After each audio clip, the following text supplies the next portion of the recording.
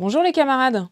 Dans le rush de la mobilisation, je voulais prendre quelques minutes pour vous donner les dernières nouvelles. Comme vous le savez, on a eu la réunion avec le Premier ministre ce mercredi suite à l'ultimatum qu'on lui avait fixé. On lui a rappelé l'énorme colère du monde du travail. On a exigé pour les centaines de milliers de personnes qui se sont mobilisées le 10 puis le 18 septembre des réponses claires et précises à nos 6 exigences. Je les rappelle, vous les connaissez par cœur. La première, c'est l'enterrement de toutes les mesures de régression contenues dans le budget 2026.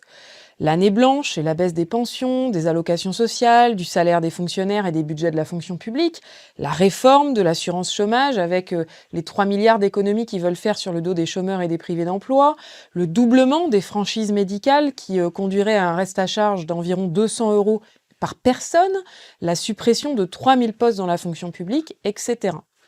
La deuxième exigence, c'est la justice fiscale, la taxation des patrimoines, des dividendes, des rachats d'actions. Vous avez tous et toutes entendu parler de la taxe Zuckman. Cette taxe Zuckman est un très bon exemple de ce qu'on peut faire si on va chercher l'argent là où il est, dans les poches des 1800 personnes les plus riches de France qui ont toutes un patrimoine de plus de 100 millions d'euros. Taxer ce patrimoine à hauteur de 2%, ça ferait rentrer 20 milliards dans les caisses et donc ça éviterait d'avoir à aller chercher dans la poche des travailleurs et des travailleuses et ça permettrait d'avoir de l'argent pour nos services publics.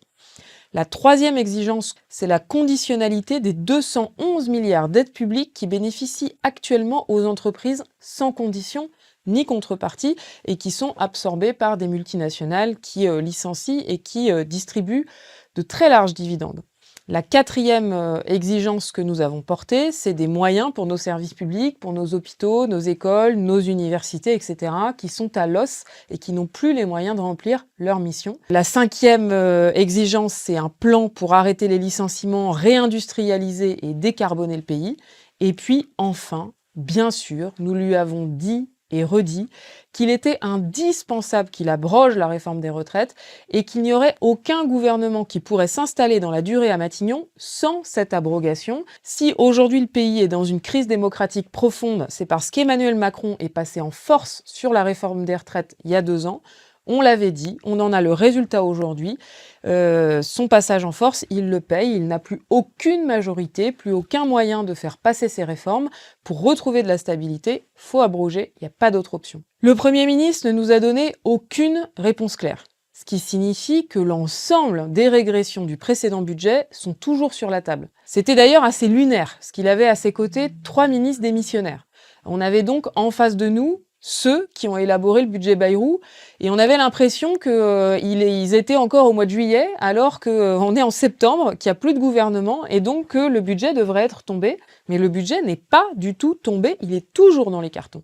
Le Premier ministre n'a donc pris aucun engagement, il n'a posé aucun acte de rupture, il s'est contenté de 2 heures de langue de bois. À la sortie, on a donc appelé les travailleuses et les travailleurs à amplifier la mobilisation lors d'une nouvelle journée de grève et de manifestation jeudi 2 octobre prochain. Alors les camarades, jeudi 2 octobre, on a une obligation de réussite. Il faut continuer crescendo et être encore plus nombreux et nombreuses que le 18 septembre. Soyons bien conscients que nous sommes en position de force. C'était d'ailleurs la seule bonne nouvelle du rendez-vous d'hier. Monsieur Lecornu nous l'a dit lui-même. Il est le Premier ministre le plus faible de la Ve République. Les grands patrons et les ultra-riches sont fébriles, vous l'avez vu. Le patronat parle même d'organiser des meetings et des manifestations, alors que d'habitude, il tire les ficelles tranquillement dans les coulisses. Enfin, tout le monde est obligé d'admettre qu'il faut taxer les riches et les rentiers, pas les travailleuses et les travailleurs. Il faut battre le fer tant qu'il est chaud et continuer à marquer notre avantage. Pour ça, on a besoin d'être toutes et tous sur le pont et de mettre le paquet pour réussir une très grande journée le 2 octobre. Je veux insister sur 6 choses très importantes. La première chose, c'est de rappeler partout les syndiqués et les syndicats CGT qui ne sont pas encore dans la mobilisation pour les convaincre de s'inscrire dans la grève du 2 octobre. Nous sommes 600 000 syndiqués. Pas un seul syndiqué, pas une seule syndiquée ne doit manquer à l'appel le 2 octobre. La deuxième chose, c'est qu'il nous faut étendre et renforcer les grèves. On a besoin pour ça de l'ancrer et d'intégrer des revendications précises en direction des employeurs, à commencer par les salaires. Comme l'intersyndicale l'indique dans sa déclaration, il faut interpeller partout les employeurs pour exiger l'ouverture de NAO sur les salaires dans toutes les branches et dans toutes les entreprises. Organisons des AG avec les salariés et les syndiqués pour débattre de la situation, définir des cahiers de revendications, notamment sur les salaires, et les convaincre d'entrer en action. Troisième chose, organisons des déploiements dans un maximum d'entreprises, dans un maximum de lieux publics pour faire connaître le plus rapidement possible la nouvelle date de mobilisation du 2 octobre. N'hésitez pas à aller voir vos collègues des entreprises voisines qui n'ont pas la chance d'avoir un syndicat CGT pour les appeler à entrer dans l'action et les aider d'ailleurs à monter un syndicat CGT. Vos unions locales peuvent vous aider pour ça. Elles ont aussi besoin de vous. N'hésitez pas à vous mettre à disposition pour les opérations de tractage et à utiliser vos heures de délégation pour pouvoir aller renforcer les unions locales. Quatrième point, on a besoin de faire en sorte que l'ensemble des salariés qui font grève soient présents aux manifestations pour faire nombre. Pour ça, le meilleur moyen, c'est d'organiser des cortèges de boîtes avec des départs collectifs depuis le lieu de travail et des cortèges dans les manifs. C'est ce qui soude le collectif de travail, c'est ce qui crée la dynamique. Quand on manifeste avec ses collègues, on rentre gonflé à bloc, solidaire et combatif pour affronter ensuite le patron. Cinquième point, les organisations lycéennes et étudiantes appellent aussi au 2 octobre sur leurs revendications. L'augmentation des bourses, le déblocage de moyens pour les universités, la fin de la sélection. Ils et elles sont victimes d'une forte répression. Pour les aider à construire leur mobilisation, les organisations étudiantes nous sollicitent pour intervenir dans leurs assemblées générales, pour leur indiquer ce qui est en cours du côté des salariés. Et les étudiants, les lycéens nous sollicitent aussi pour les aider matériellement avec du tirage de tracts, de l'aide sur la sécurisation d'initiatives, etc., etc. Donc n'hésitez pas à répondre à leurs sollicitations.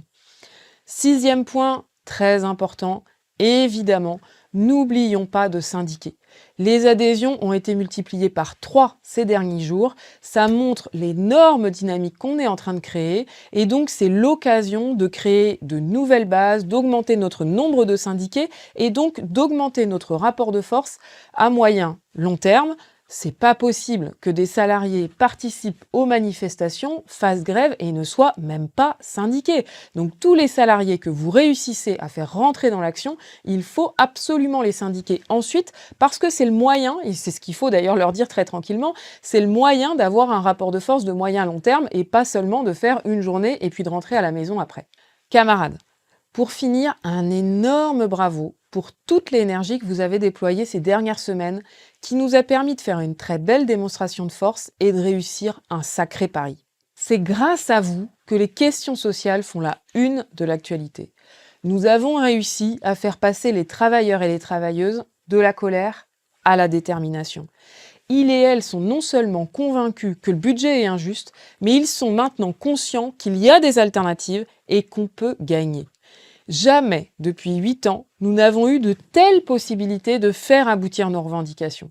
C'est maintenant qu'il faut mettre le paquet pour faire changer la donne. Priorisons la construction de la mobilisation sur tout le reste. Annulons tout ce qui peut l'être, les réunions d'instances, etc., etc., pour nous concentrer sur le terrain. Multiplions les revendications en direction du patronat pour que, surtout, ils ne soient pas laissés tranquilles. Faites remonter tous vos appels à la grève, vos assemblées générales, etc., à vos unions locales, vos unions départementales et vos fédérations pour que nous puissions les valoriser et que ça encourage partout à se mobiliser. Camarades, soyons au rendez-vous, on peut gagner.